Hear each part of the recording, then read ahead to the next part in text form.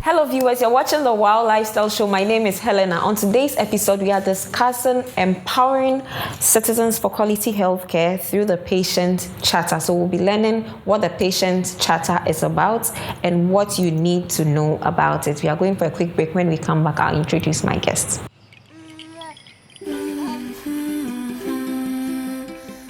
Memory, coordination, confidence. You put more into your baby's development than you think. And now you can put more into every mealtime. Cerelac combines iron, vitamin C, and probiotics to support physical and mental development. Nestle Cerelac, now with Iron Plus. Big nutrition for small tummies. Nivea Natural Fairness Body Lotion is making women glow with confidence. With a trusted, innovative formula containing unique berry extracts and UV protection to care for and restore the skin's natural, healthy glow. Reveal your beautiful, glowing skin with Natural Fairness Body Lotion from Nivea. So don't forget your onions, but most importantly, choosing the right oil makes all the difference. That is why I always choose Frytol. So what's the story behind Frytol? At Wilma, where Frytol is made, each and every worker wakes up with you in mind. Really? And for the millions of other homes too. There, the experts ensure every bottle of Frytol is rich with great taste that creates memories to last their lifetime. That is why I add required amounts of Frytol to taste.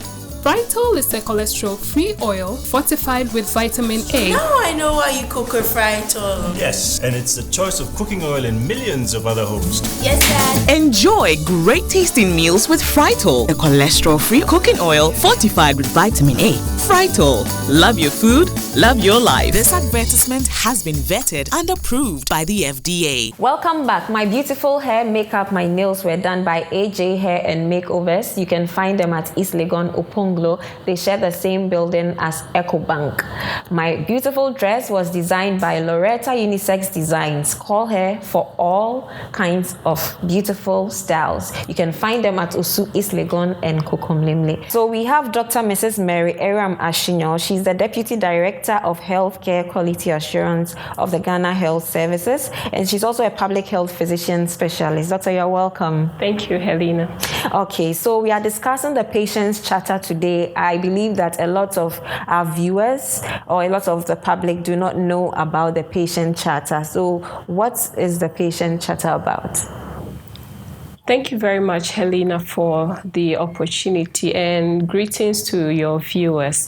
So you are right. Most of our patients do not know about the patient charter, and yet it's a very powerful document. Okay. So the patient charter is the Ghana Health Services documentation of the rights and responsibilities of our patient. Okay. And so this is the document that actually empowers the general population to have access to quality health services when they enter any of our facilities. Okay. And yes, our patients don't know too much about it, although it's been in existence for as much as 17 years. Okay. Although we display it conspicuously in most of our hospitals, you agree with me also that the literacy level is quite high, and we ourselves also haven't sensitized the population enough about it, and so that is why people don't know about it. But it's a very powerful document, and it's important that every citizen of Ghana knows about the patient charter. Okay, yeah. That's good to know. But you said it was powerful, and since we don't know about it and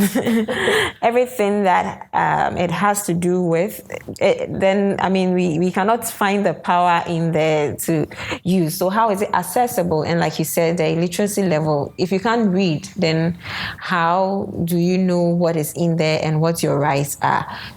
So back to the hospital level, I don't think I've been to a hospital and seen the patient's charter displayed anywhere. Yes, you are right. We always want hospitals to display it at the OPD, in the wards, everywhere that patients gather or wait to access services. But certainly there are gaps. Not all hospitals display it. And that is why we are also very happy that you have given us today's opportunity to talk about it. It's part of the process of empowering patients to know about it. So and the way you are saying it's part of the process, I hope that there will be subsequent processes for its advocacy.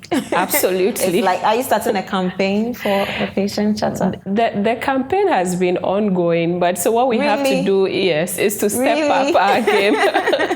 All right. Yes, yeah. Okay. So what prompted the patient charter? Okay, so you know that for Ghana Health Service, usually we say your health are concern. Really? Yes, really. Yeah. But that is not supposed to mean that the entire burden of patient care is on our shoulders. We actually acknowledge the fact that the patient has a critical role to play in partnering with the healthcare provider. And so the patient charter is a document that shows our commitment for that partnership and actually tells the patient what power they have, what rights they have to realize, so that in that spirit of collaboration, together, your health and our health will be our concern. How do we partner with healthcare professionals? Yes. So how do patients, I'm putting myself in the patient's shoes since you are speaking for the healthcare system. So to partner with a healthcare provider first means that you have to be empowered. And to be empowered means that we have to give you the necessary information, to give you the knowledge and equip you with the knowledge that you need to have to be able to participate in that partnership. I know we are going to go more details later into the content or what it provides for. And so that is why we have the patient charter. It's just to empower patients. Sometimes we can't ask for what we deserve because we don't even know that we deserve it in the first place. So the overall objective is to empower patients to demand what is theirs, even when it is not provided. Because sometimes the system is set such that you may not get it by default. So that is where you also have an active role to play by requesting for what you actually deserve to get from your healthcare provider. Are you certain this is being done in some facilities? Do we have evidence that this kind of education is being done at some healthcare facilities? If I'm teaching you something that you're going to use against me, I think a lot of people will be hesitant giving the information out. Absolutely. But so the teaching is that we are not going to use it against the healthcare provider, but we are using it to partner with them, to have the kind of understanding and healthcare seeking behavior that can be used to partner with the healthcare provider to achieve optimal health for all of us. Okay. Yes. So I think we should go into some of the details of the charter. Okay. If it's giving us our rights, how many rights do we have in there? Okay, so the patient charter has about 14 rights. 14 rights. Yes, and then rights go with responsibilities. So it also has 9 responsibilities. Okay. So let's get a little practical. Let's start from the entrance of the hospital when a patient enters any of our healthcare facilities. Once you have entered a hospital, you automatically have the right to access services in that hospital. And let me say that the patient charter was not generated in vacuum. Overall, in the Constitution of Ghana, health is stated as a human right. When you say access, are you talking about access as in having access to, or access as in scrutinizing the facility? Access, okay. Yes, to have access to services. All right. Because basically when patients enter a hospital, what they want to have is healthcare services. Right. So once you have entered that hospital, you have the right to have access to healthcare services, no matter how basic it is, even if the sophisticated one that you require is needed in another level, you have the right to get the basic care first before that decision is made to refer you or transfer you to a bigger hospital. Now, once you are also in a healthcare facility, you have the right to have security and personal safety. Okay. So once you are in our premises, we are supposed to give you security and personal safety. Now, at the point of service where you are now being given healthcare services, the patient has the right to know every information about his or her condition. Anything that the diagnosis is, what were the contributory factors, what are the alternative treatments that are available in that particular hospital and even beyond the hospital, which one works best for me. And this should be a discussion between the healthcare provider and the patient. The patient also has the right at that point to privacy. That means that the setting where healthcare services are provided should be such that there's no intrusion into their personal space. Talking about privacy, most of the time when you enter a consulting room, there's also another healthcare professional, maybe a nurse, an assistant nurse. Is that what is supposed to be done? Can a patient ask to be excused, so that they can be alone with the doctor, or that cannot be done? Well, for the sake of professionalism and some other factors, we actually prefer that there will be a chaperone. And so that is why sometimes you have a nurse with the doctor to serve also as a chaperone, but also give some complement the professional role that the doctor is playing. So we usually will not advise that you are in the room alone with your doctor, for so many reasons. I think I can understand that. But to address your concern, that is where we have confidentiality coming in. So that means that although there's a nurse in the room playing other roles, there must be confidentiality, which means that you do not have you are not expected, or the healthcare provider is not expected to share this information you are given with a third party unless with your consent, or unless that discussion actually is necessary to make your health situation better.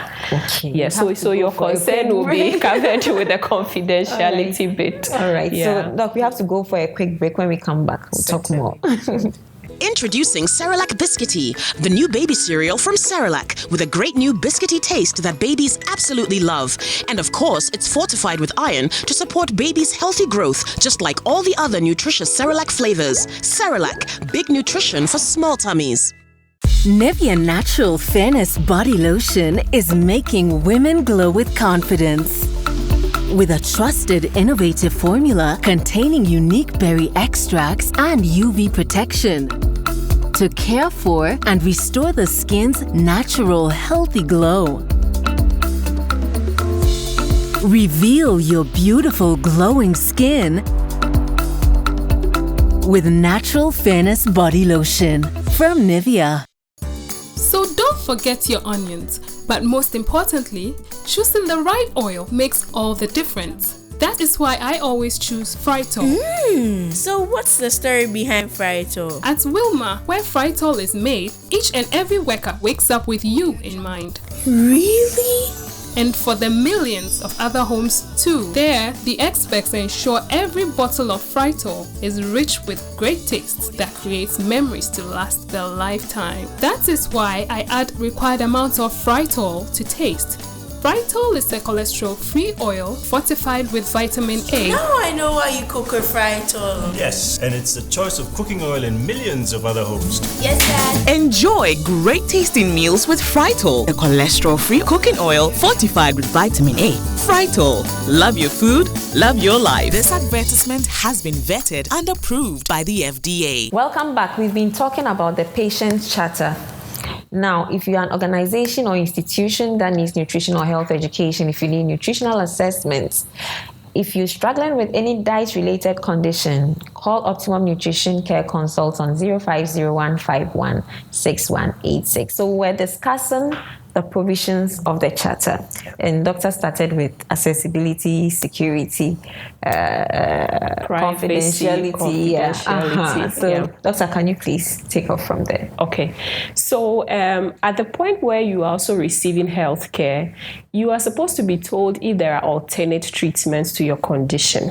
So, for instance, if there are other forms of treatment other than the medical, surgical, herbal, any other form of services or treatment alternatively that are available, the client is supposed to be told. Then also, the client is supposed to be told if he or she has the right to have, let's say, a second opinion. In fact, most of the time we don't tell the client, but we are supposed to tell them because they might not know. I think that there should be a more active campaign to educate the public on these things. Absolutely. Because most of the time, these decisions are taken for us, even for the educated. And I also believe it's because of the doctor-patient ratio. So, I mean, there's no time. I'm now going to discuss with you the options you have when I can easily make a choice for you that I think or I feel would be your choice if I'm to give you the options. So I think that we really need to consider a more active campaign. Maybe before the hospital begins operation, someone can start that kind of education. And then also, I don't know, with the healthcare professionals who are really interacting with the patients, maybe they need to be encouraged to give patients these options in spite of the patient workload. Yeah, the workload. Yeah, absolutely. I agree with you, absolutely. So I don't know if we are jumping the gun, but you say it's so right and absolutely correct. There are reasons why we are not able to implement the provisions of the patient charter. Like you said, ideally, we should have one doctor to 1,000 patients, but we currently have one doctor to about... Did you say ideally? Yes, ideally. One doctor to 1,000 a day? To 1,000 of a population. Okay. So let's say if in a district B, there are, let's say, 10,000 population, then we should have 10 doctors. That would mean that in that district, one doctor is to 1,000 citizens. Okay. But we have a situation where we have one doctor to over 7,000. Okay. Yes. And so usually also, if you are seeing a patient for the first time, we recommend you spend about 15 to 20 minutes. If you have already seen this patient before and therefore there's some documentation on the client, then you could be spending about 10 to 15 minutes. So that should, if you do the calculation, you realize that in an hour, the doctor should be seeing about 4 patients, as in 4 old patients. And that is really not practical. That means that if you're working even 8 hours, you are seeing 4 times 8, which is about 32. Which really is not the case. In practice, you have one person seeing over 70, almost 100 clients a day. And so that is one of the challenges. So by default, and as human as we are, you really wouldn't have the time to be doing this for every patient. That is why the patient is also supposed to be empowered to know that one of the responsibilities in the patient charter is that you as a client should request for information about your health if you are not told. How do you request for the information when you don't know the kind of information to request for? Because if you don't tell me that I have options to choose from in terms of treatment for a particular condition, then I don't have the power to choose. Absolutely. So we should ask, what is your condition? That responsibility, I don't know how we are going to address that. It's quite easy if the patient knows that I have the power to ask. So then the patient can ask, doctor, what is my condition? That is if the doctor hasn't told you because he's in a hurry to finish up. So doctor, what is my condition? What about my lifestyle has resulted in this condition? What are the treatment options available? For instance, there are medications that we can give once a day. We can can give you twice a day or 3 times a day for the same condition in different doses.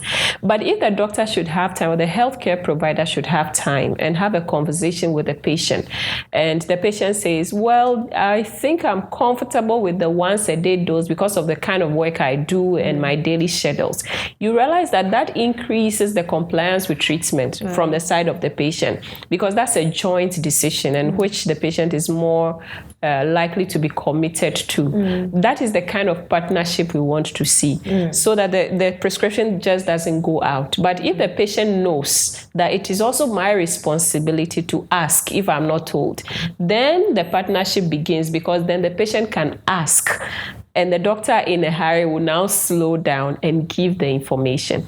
And so we want patients to be empowered to ask if your healthcare provider doesn't tell you. Okay. Yes. Okay. Like I said earlier, I hope that there will be more active campaigns to get patients to know about these rights, so that we can use them accordingly. We are going for a quick break. When we come back, Healthy You segment will follow. Nivea Natural Fairness Body Lotion is making women glow with confidence. With a trusted, innovative formula containing unique berry extracts and UV protection to care for and restore the skin's natural, healthy glow. Reveal your beautiful, glowing skin with Natural Fairness Body Lotion from Nivea. Welcome back on Healthy You segment today. Na Ayele is asking, my blood type is O. Can I eat eggs? Okay. So, talking about the blood type diet, we've always said that before you decide to go on any special diet, you need to consult the expert. If you wish to go on a blood type diet, then there's a particular diet for type O blood group, and that is characterized by a high protein food, and of course eggs fall under proteins. So of course, if you want to go by the blood type diet, eggs fall under that, but I will encourage you to see your nutritionist or your dietitian to help you with the combinations that you are taking on a daily basis. So that's it for you. So doctor, back to you. It seems we are running out of time. So I would like us to talk about the other provisions of the patient charter, so that our viewers will know more about it. Okay. So there's one common right that often gets infringed upon in the health facilities. So you enter a hospital and you say, okay, I've been coming to this hospital for healthcare. My doctor is Mr. A or Dr. A. Or yes, I want to see that particular clinician. And the healthcare provider says, no, you can't do that. The patient actually has the right to know if there are to seek other opinions, and not necessarily the one that has been assigned to the patient. Okay. But again, the challenge is that, sometimes this particular person that the client even wants to see might not be on duty on that day. Right. And so the difficulty also is, if one person is always seeing you, it has its advantages. But in our particular context, sometimes you come back and it's only that person who knows so much about you. Right. Probably you have come in an emergency and they can't even find your folder. We don't have a perfect system. We have the ideal state which we are working towards. But in some settings, it's really very difficult at that point to reconcile medical information, especially in an emergency situation. Okay. So the ideal thing is that we want to be able to give you the right to have access to whichever healthcare provider that you want. But sometimes also there might be challenges with that regard, especially if this healthcare provider is not available at that particular time. But it is still important that you know that it is your right to do that, so that you can ask for it. Okay. Yes. So are there more? You said they were 14. Oh, it's just okay to talk about a few and hope that, you do more campaigns to get the public aware. Yes. And I would like to spend some of the time talking about the responsibilities as well. Okay. So I mentioned that one of the responsibilities is for our patients themselves to also demand for information. But the other one is also to comply with treatment. Sometimes a patient is given treatment, doesn't take it, comes back in a very bad state. It's really already bad. Not much can be done. Then also the patient has the responsibility to provide enough information that also equips the healthcare provider to make the appropriate diagnosis and give the right treatment. Sometimes a patient has been having fever for, let's say, so many days, but the person comes to clinic and you say, also, how long have you been feeling this? And he says, oh, just 2 days ago. That changes the whole picture. And certainly this healthcare provider might be making decisions that may not give you the best outcome. So that is also a responsibility on the side of the client to make sure they are giving the healthcare provider the right information and in the right quantity as much as possible. Then the patient also has the responsibility to respect other patients and the healthcare provider. Extremely important. Okay. Yes. Okay. Thank you for enlightening us on the patient's chatter. But before we go, your final words to our viewers. So to our viewers, just to say that the days where healthcare providers were seen as gods is over, or is almost over. Now it is a partnership that we are interested in to make sure that we are giving you the best quality of care. So make sure that you know about your rights when you enter any hospital, and make sure that as you are also exercising your rights, you should not lose sight of your responsibilities, because the two of them work both in hand. And we are looking forward to that very healthy partnership between the patient and the healthcare provider. But I know this is your final words, but who do you see when you don't feel that you've been treated well at the hospital? Because I remember I went to a facility and apparently I was supposed to take some medication. Apparently the lady had mentioned my name for a number of times. I was sitting right there, but I didn't hear her. But she was so furious when I had to go for my medication. And I couldn't act up. I could have also given her attitude, but I thought that, okay, my hands are in her mouth. She has to give me my medication, so I just have to ignore her and go my way. If I had my way, I could report her. But I mean, to what end are you going to report her? If she loses her job, then I mean, that's what some of us would think. But sometimes people need to be disciplined to do the right thing. So I think that there should be a form of monitoring to check some of these things, because even that kind of attitude would not even bring healing to the person. It can even worsen the person's condition. So I think, like you said, if it's partnership, then healthcare professionals should learn to entertain some of these things, because it's the nature of your job. You have to be patient to do some of these things. So thank you very much, Doctor. Thank you. Yeah, this has been the Wild Lifestyle Show. My name is Helena. My beautiful wake up, my makeup, my nails were done by AJ Hair and Makeovers. My beautiful dress was designed by Loretta Unisex Designs. We shoot at Alisa Hotel. Affordable luxury is what Alisa offers you. Thank you very much for watching. See you next week.